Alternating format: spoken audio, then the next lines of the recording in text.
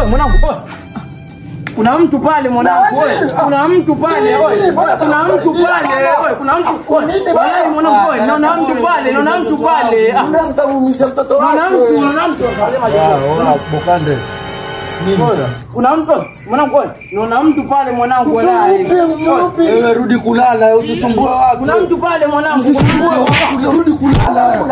Mwanangu, walai, oi. Kuna mtu pale. Rudi kulala huko.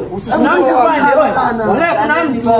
Nani huyo mtamuulia mtoto wake huyu? Tamuulia bana huyu. Hebu rejea tunkuja kwa bridal shower. Kuna mtu lakini jamaa walai. Tulia tunkuja kwa bridal shower yake huyu. Kumanina. Lala. Kumanina. Tumeshangaa sana.